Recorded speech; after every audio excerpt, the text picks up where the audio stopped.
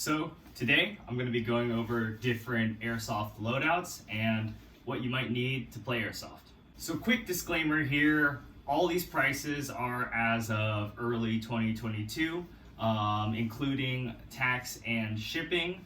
This is also going to be primarily around US availability. I won't be including any links to airsoft websites or Amazon, but you should be able to find most of the stuff at any retailer. So let's get started. So this first tier that I'm going to be talking about today is what I'm going to call basic needs. And really what this is the bare minimum spend that you need to commit to airsoft in order to get stuff that is A, not going to get in the way of your gameplay, or B, you're going to regret buying, 3 months, 6 months down the road. So first thing that I probably recommend right off the bat is obviously a gun. So there's some good budget options. I would recommend sticking to an M4 or an AK platform. Reason being, they're the most widely supported. There's just a ton of different options, a ton of different parts, a ton of different availabilities from all sorts of different retailers. Do recommend trying to go to a store, your local store, test it out for yourself, see what you like if you haven't handled a firearm before.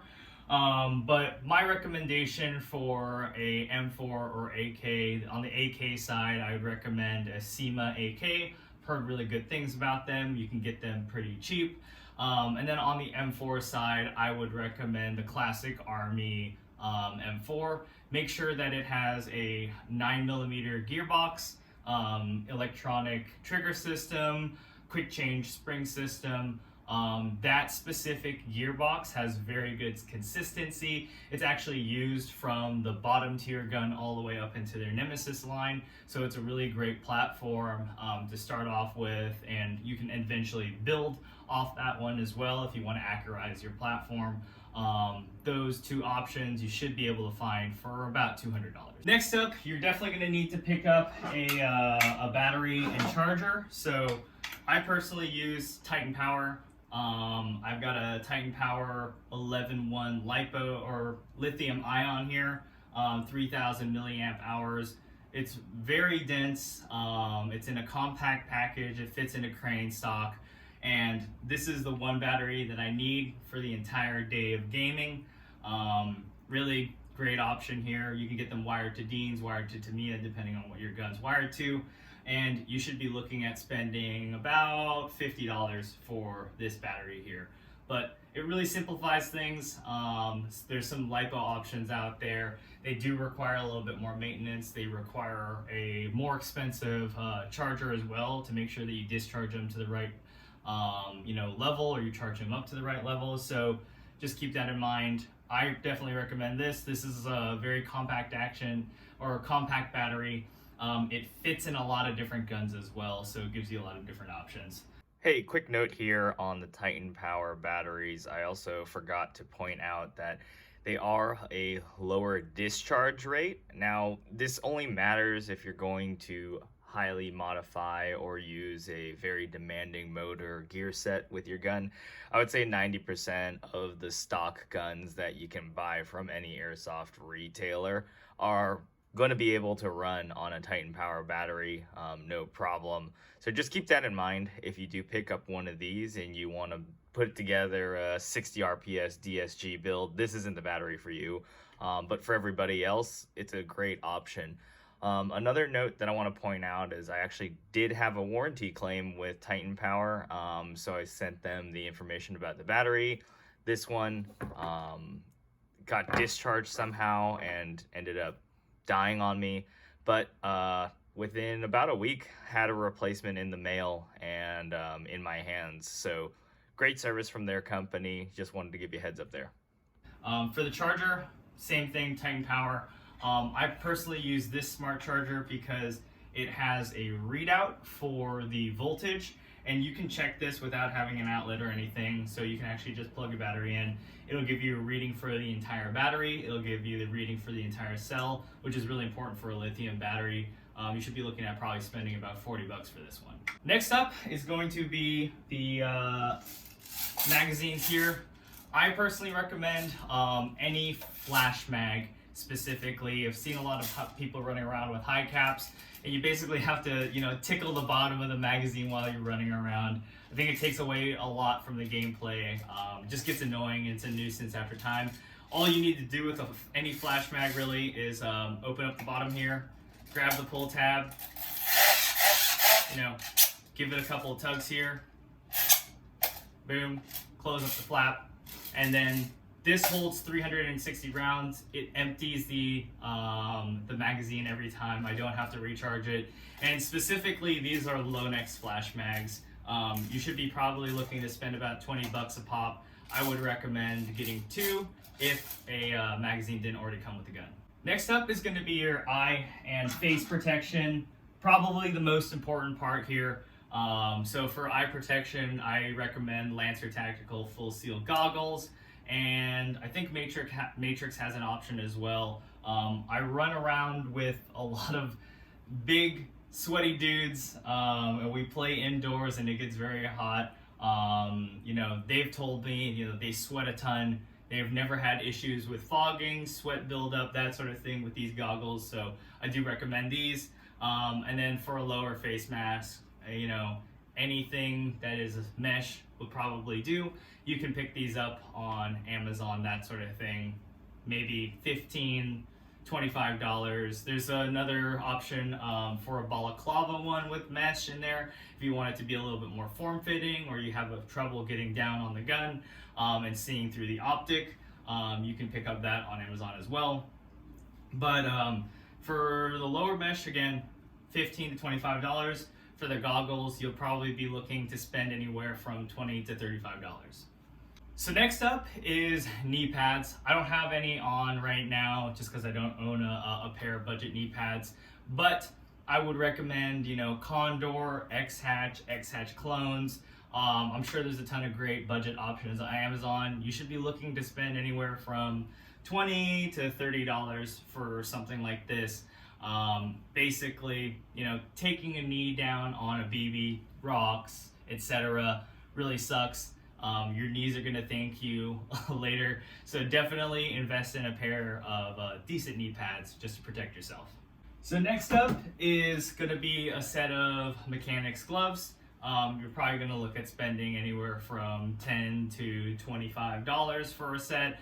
And, you know, obviously it's there to protect your hands from BBs, but another consideration would be at the field you're playing, if there's a lot of plywood and splinters, sharp objects, that sort of things, you're definitely going to want to protect your hands. And then lastly, kind of what I'm wearing here, right? You're going to want to get a hat, head covering of some sort. Getting domed to the head kind of sucks, so you definitely want to protect yourself a little bit with something.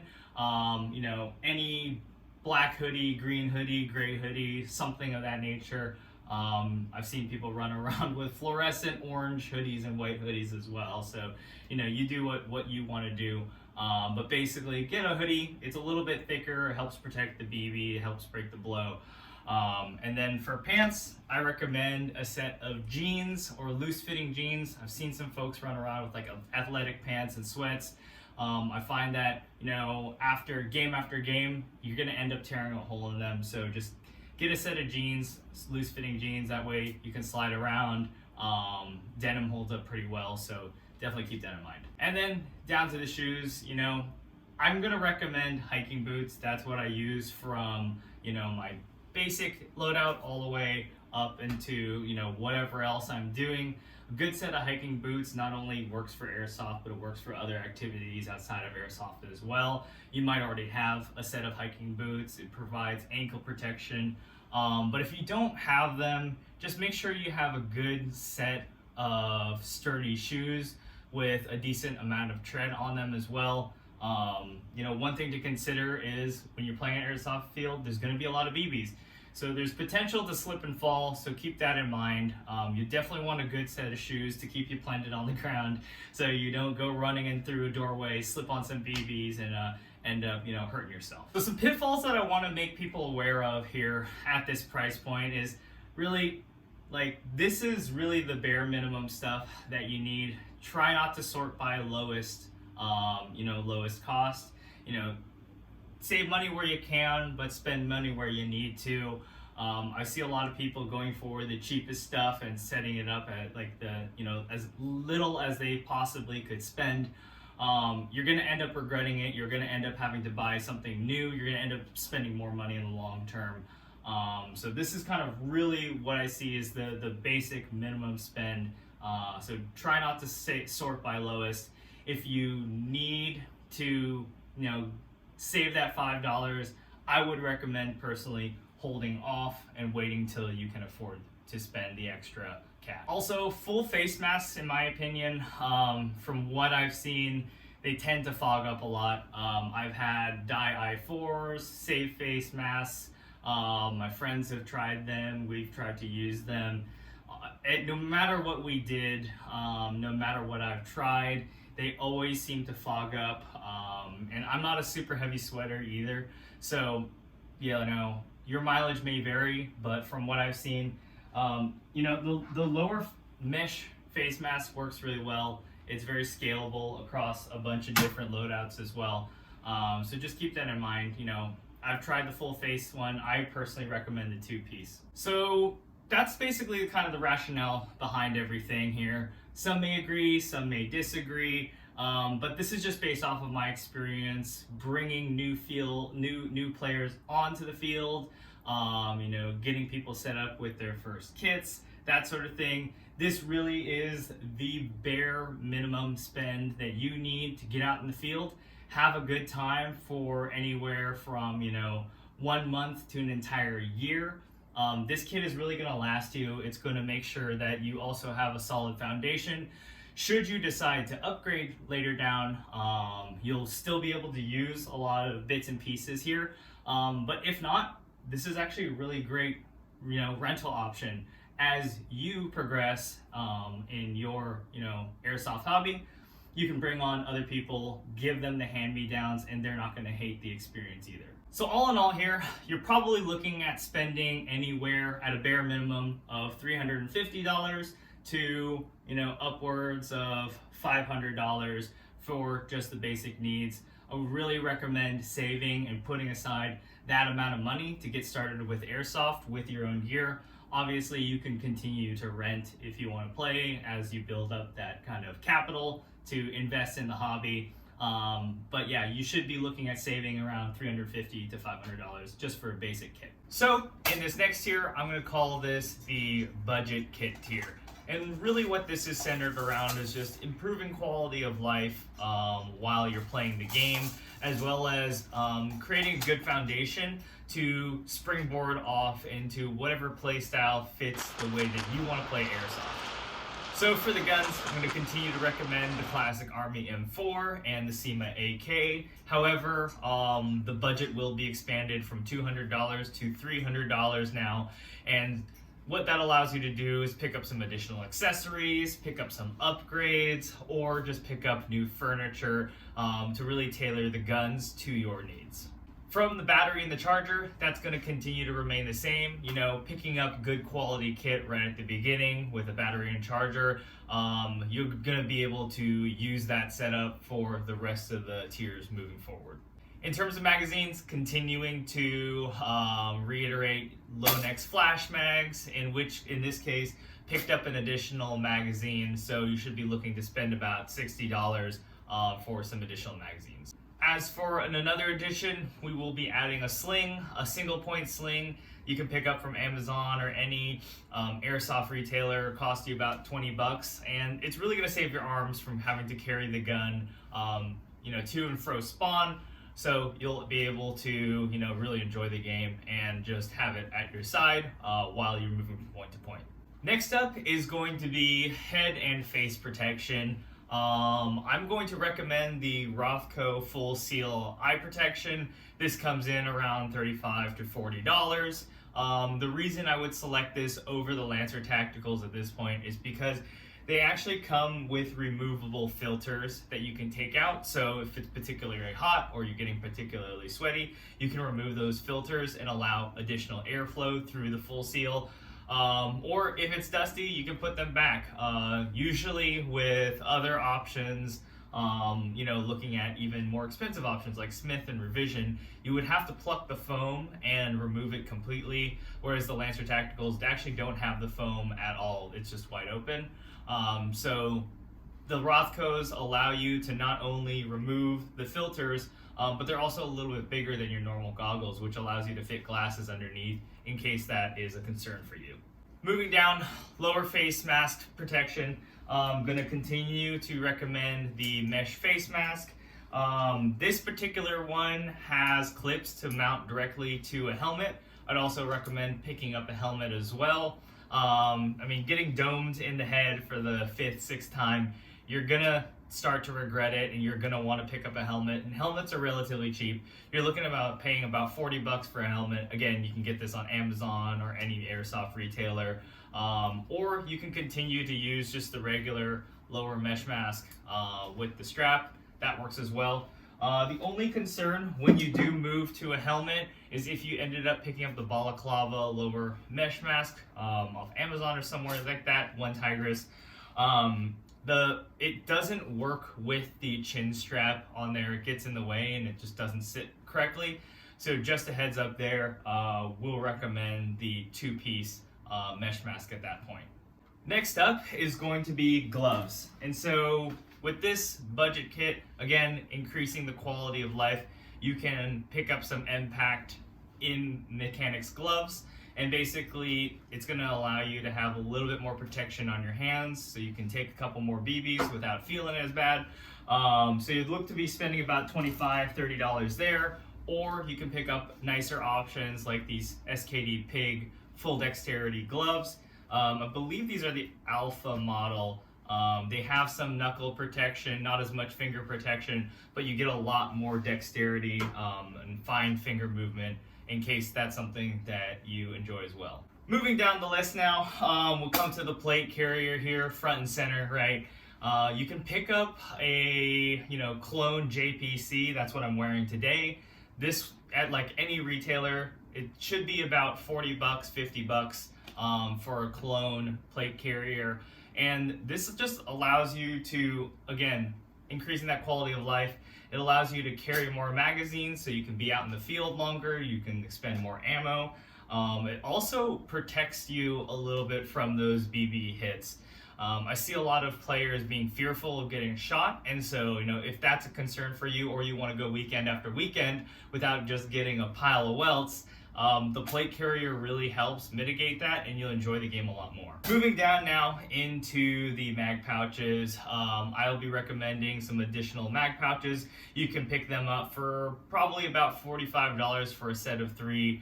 Some brands to look out for are Idogear on Amazon, Krydex, Condor. Some real steel options are also very affordable as well, so just keep your eyes peeled. Next up is obviously the BDUs.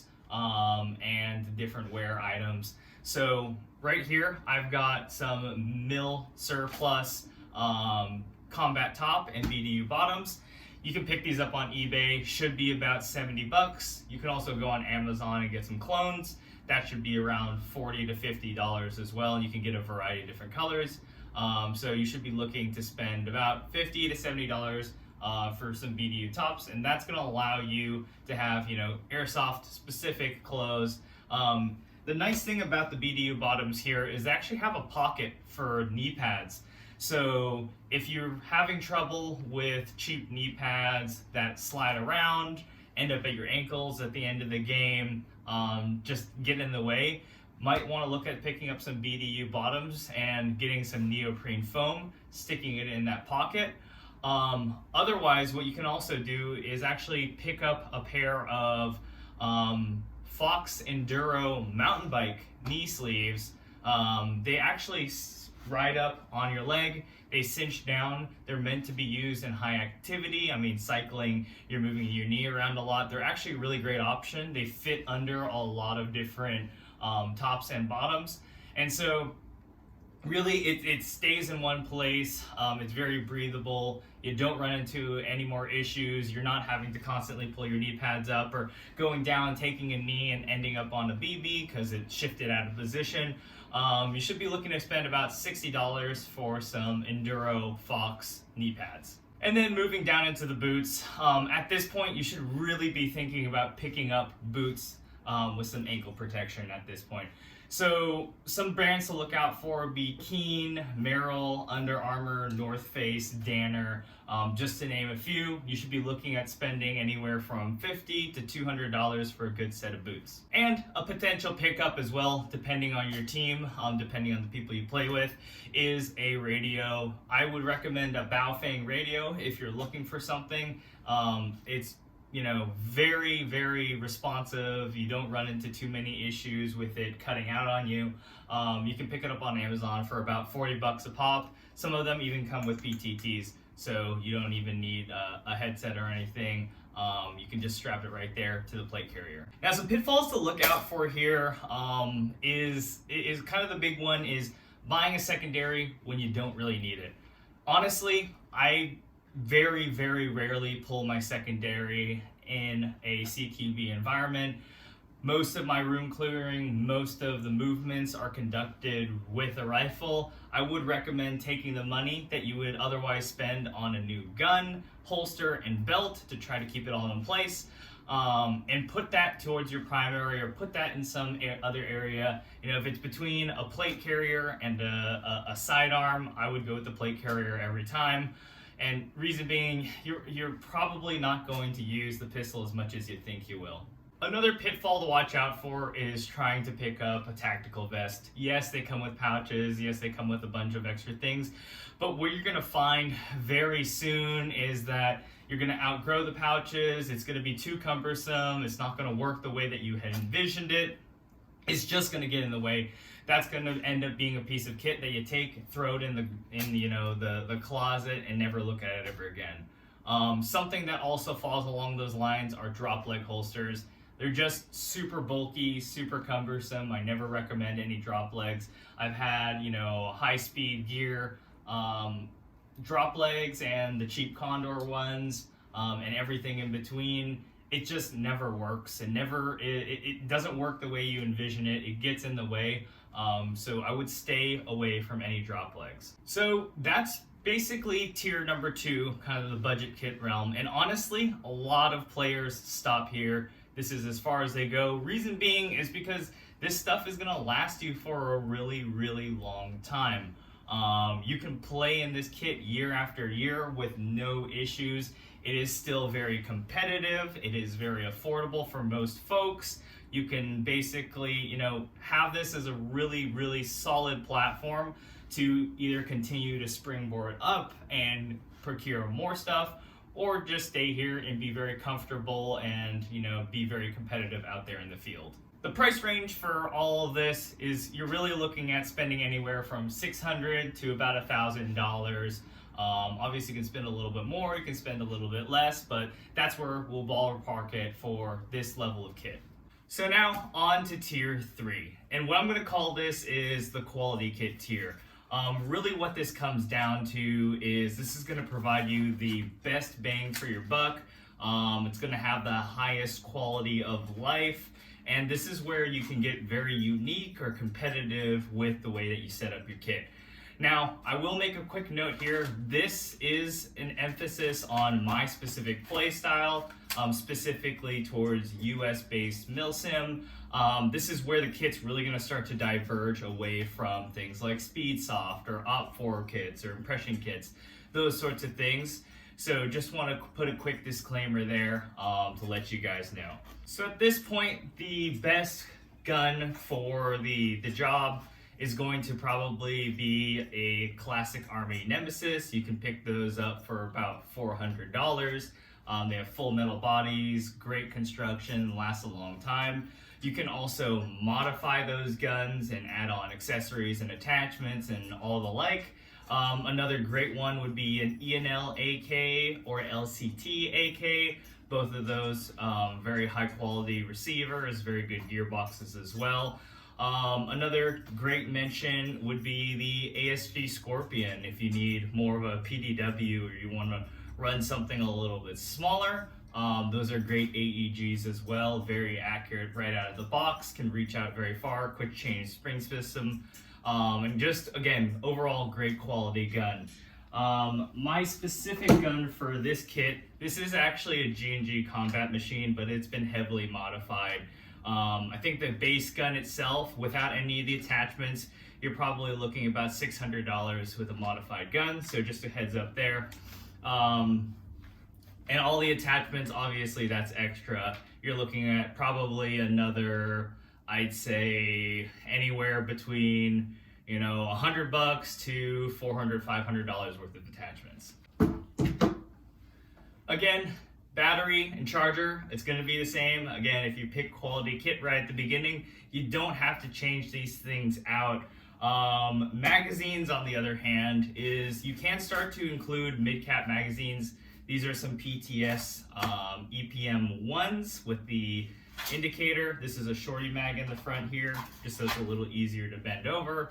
And then we still have our Lonex flash mags here on the belt setup. So you can start picking up some additional magazines, and that will range in the price range of anywhere from, if you're starting fresh, you know, $60 to, you know, $200 worth of magazines. So for slings, you're gonna start noticing that there's a little bit more crossover to real steel. So if you have that kit already and want to bring it into airsoft, or you're transitioning from airsoft into real steel, you'll start picking up some more real steel gear.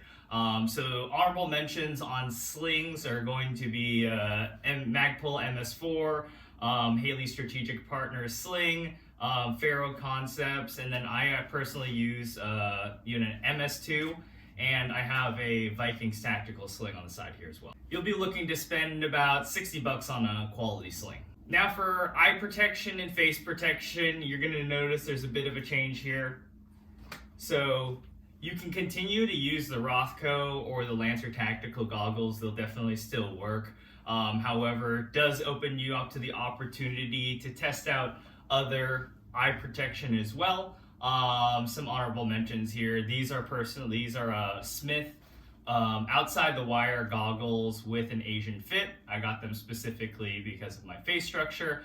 Another one to think about would be ESS or any Z87 rated glasses. I'm here using a Brain Exploder lower face mask. It gets rid of the part that protects the cheeks, so you do get shot in the face a little bit and it will leave a welt. However, it does allow you to get down on the stock with a bare cheek weld, yet still protecting your teeth from dentist bills, obviously. And it is still breathable. I've tested it out a couple of times now, and it's working great. So just a heads up there. Otherwise, you can continue to use your lower mesh face mask per the other kits as well. So for BDUs, you can continue to use the same military surplus or Amazon kit. What I'm using right now is some Idogear BDU clones, so top and bottom, both got them off Amazon. The set costs about $100. So for gloves, you can continue to use the Mechanix gloves. I personally really like these SKD Pig full dexterity gloves, but all the gloves leading up to this point are fairly good. And as for helmet, you can continue to use the same helmet, the $40 bump helmet you can get on Amazon or any airsoft retailer. That doesn't really change. You can add on extra accessories. For myself, I have hearing protection connected. Honorable mention here would be, I believe it's Earmore. They have Peltor Rail clones. My team personally runs with Howard Lights, so we either run it on rails or inside the headband. A little more finicky to work with, but it does work well with the stock helmet. At this point as well, you may want to throw in some nice to have things. Will be like Under Armour protection. I have a t-shirt or a athletic tee underneath the combat shirt just to soften the blow a little bit, wick away a little bit moisture as well underneath the plate carrier. I'm also wearing leggings underneath my BDUs. Could probably spend about $40-50 on that. And then I have a balaclava here. Personally, I really like the dry fire hot weather balaclava. It's a little excessive for airsoft, but it fits really well. I don't get sweaty in it, and it protects my neck from BB shots. So I've never had an issue getting shot in the neck, anything around there. So definitely recommend a balaclava if you want to protect that area. Next up are going to be boots and knee pads. So you can continue to use the same boots, continue to use the same knee pads. Again, a lot of this stuff, you probably want to get really nice gear early on so that way you can ride it all the way through. These pants in particular, they come with integrated knee pads. And so you don't need to have knee pads at that point. You can look at spending maybe $70 for pants with integrated knee pads rather than picking up some knee sleeves. So next up is going to be the plate carrier. So you can continue to use the JPC clone that you got for about $30-$40 off any airsoft retailer, or you can look at jumping up into a real steel plate carrier should you decide to run real plates if you're going to start transitioning to real steel. So just keep that in mind. Some honorable mentions here is going to be, obviously, this is a Mayflower APC. Some other ones to note would be maybe a SKD Pig Slickster, I believe, or Ferro Concept Slickster. There's also the Shellback Tactical Banshee plate carrier and the 6904 by LBT. Just to name a couple offhand, those are some very good, fairly affordable real steel plate carriers you can hop on. So next up are going to be mag pouches. At this point, you'll probably be looking at picking up mostly real steel mag pouches. Reason being, they're just going to be a little bit higher quality. They're going to have better magazine retention, be easier to index, that sort of thing, and they're just going to wear a little bit better. Mag pouches are oftentimes on the outsides of your plate carrier or gear, so they're going to face the most wear. Some honorable mentions here are going to be the S-Tech Kiwis, HSGI Tacos. I've heard some good things about the IWI Fast Mag.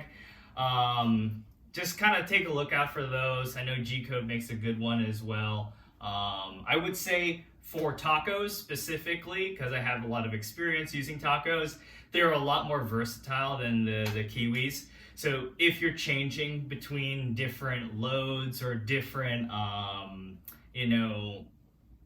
setups or magazines, definitely would recommend a taco over a Kiwi. But if you're just running primarily M4, the Kiwi is really hard to beat. And you could be looking at spending, honestly, a lot. I know this set right here was about $60. Each one of these tacos can run anywhere between $20 to $40, depending on what you get. So you can really start racking up a bill getting mag pouches, but I'd probably guesstimate that you'd spend anywhere from $200 to $300 on mag pouches. So if you've noticed up until now, I really haven't recommended a sidearm, but this is the point where you can start to afford, not only just the sidearm, but the holster setup and the belt setup and all of the accessories that need to come with that system. This is where you can actually incorporate that into your kit. So some good guns to look out for or pick up kind of right off the bat is going to be a Tokyo Marui High Kappa, very popular. Just a quick heads up on like holsters and things like that. There aren't a lot of real steel options that you can use for a holster. So you will have to pick up a High Kappa specific holster or figure out a way to get it to fit with a real steel holster. And another one to pick up would be a Tokyo Marui Gen 4, specifically Glock. Reason being the Gen 3s crack, so with propane and green gas, they will fail. I've heard good things about the Gen 4s. Some honorable mentions, I know Tokyo Marui is a little bit harder to get in the US, would be the ASG CZ SP01, if you're looking at that gun. A WE Glock. VFC Glocks are hit or miss. I've heard some good things about the Gen 5 Glocks, full blowbacks, as well as the Glock 19X. Those are some fairly good guns, so just keep an eye out for those. But honestly, I know there's going to be a lot of questions about, hey, how do I get a gun from overseas? Honestly, just pay the UPS shipping, SureShip. I've heard some really good things about that. You can get your gun in less than a week. You also don't really have to worry about customs. If you're going to pay for EMS, which I would completely avoid at this point, you're running that 50-50 gamble of whether or not your gun makes it through customs, gets seized. So just pay the extra money. You're not going to regret it. You're going to get the gun faster, and it's not going to be that much hassle getting things from overseas. Moving down the list, radio is going to be the same. I would definitely recommend a Baofeng again. Very good radio, 40 to 60 bucks depending on accessories. And then in the holster department, I'm personally running a ALS 6000 series Glock holster on a QLS fork with a mid-ride paddle here. One piece that's missing that's coming in the mail is going to be a thigh strap. That whole setup costs anywhere between $120 to $150. G-Code also makes a really great option as well. Ran G-Code for a really long time, really like that system. You're going to be looking at spending anywhere from $150 to $250 for that setup, depending on what you go for. So one of the biggest pitfalls here is just going to be buying crap you don't use. Really, I recommend at this point, like, think about what's going to work for you. Think about what's going to improve your game or complement your play style. If you get the chance, I highly recommend that you go down to a shop that has these pouches or has these accessories and feel it for yourself. See if it's actually going to augment the way you play or just make things easier for you out in the field. This is kind of akin to buying clothes. You know, it's going to fit certain people a certain way. You got to go to the store and try it. Otherwise, there's going to be a lot of trial and error back and forth. Hey, you know, what fits, what doesn't fit, what works, what doesn't work. There's also a ton of resources online of magazine pouch reviews. You'll see a lot of people reviewing the same stuff because it just works and it's really good.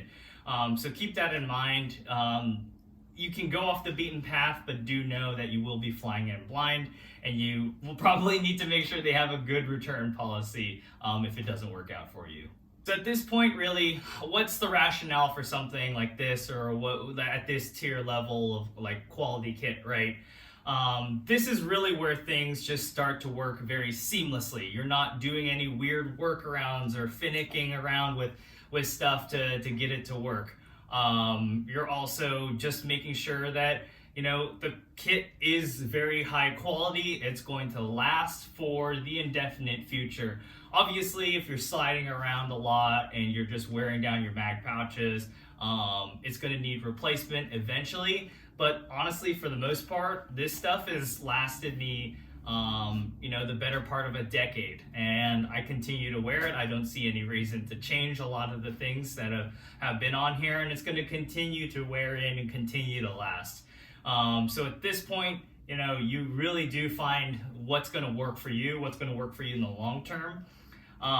So what you're really going to be looking for here is to spend anywhere from $1,500 on the low end all the way up into $2,000, $2,500.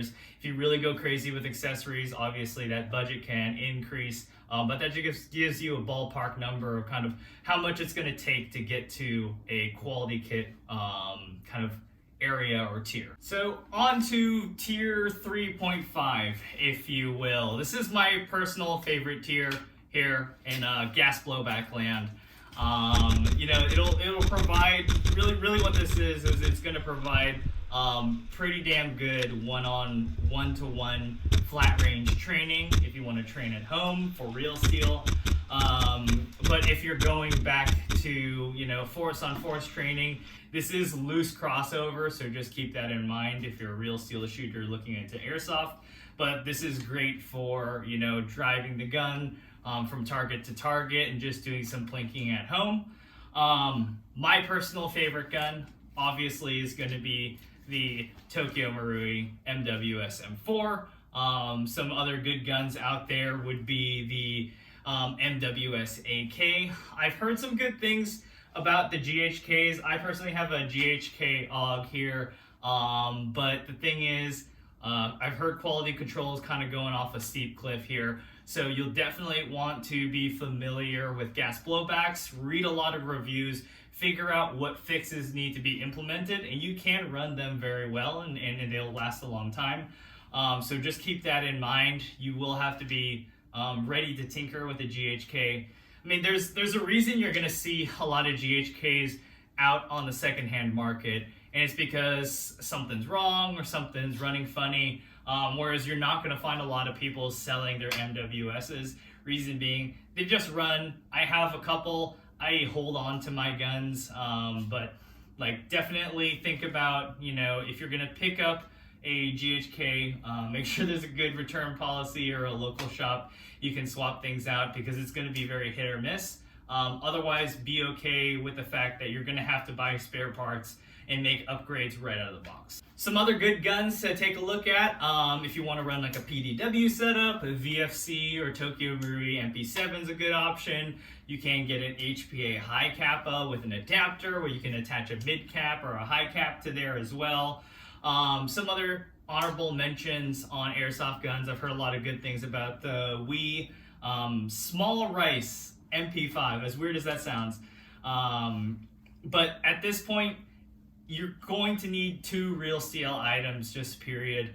You don't want to be dropping $60 magazines out there in the field, and you don't want to be dropping your $500 to $1,000 replica out there in the field either. So real steel magazines and slings are a absolute must.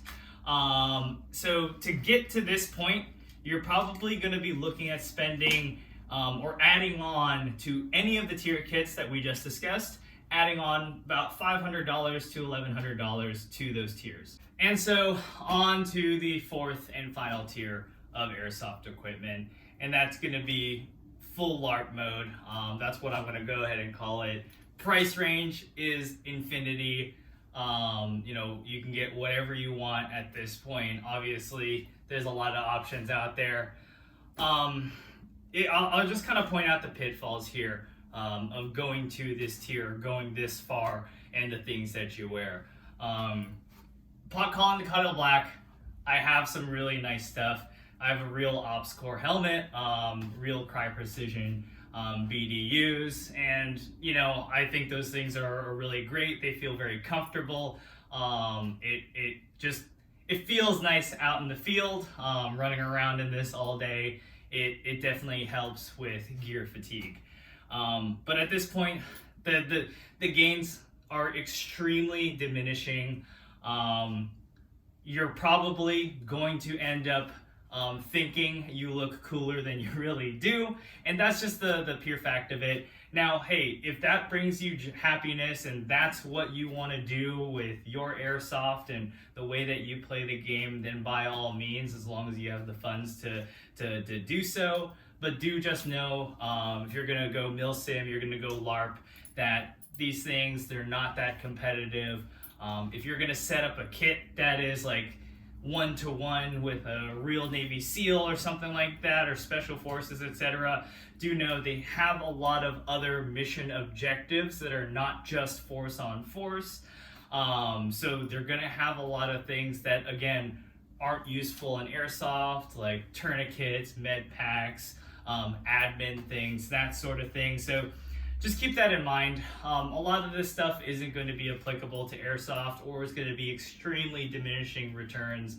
But hey, again, if this is what you want to do, this is where you want to spend your money, then I'm not anyone to stop you.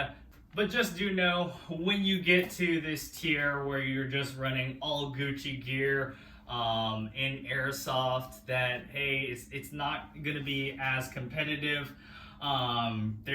You're gonna have to take the support as much as the criticism as well. So just keep that in mind. Hey, if this is where you want to spend your money and this is what you want to do and this is what you want to get out of the hobby, then I'm not gonna stop you. I'm just gonna let you know, hey, when you do spend this kind of money, you're gonna run into a situation where it's very little gains for diminishing returns. And you're going to have to take the flack that comes with it. So there you go. That's basically how I would break down the different kits. If you want to get started into airsoft, you're already in airsoft, looking to upgrade your kit, or just get a little bit more gear, that sort of thing. So just wanted to break down and review kind of how much you should look to save, how much you should look to spend, where to save, where not to spend, some pitfalls getting started in Airsoft that you might want to look out for. So if this was helpful for you, go ahead and give the video a like. Go ahead and leave a comment in the comment section below. I'll be checking those for any questions. Happy to answer them. And until next time, see you guys in the field.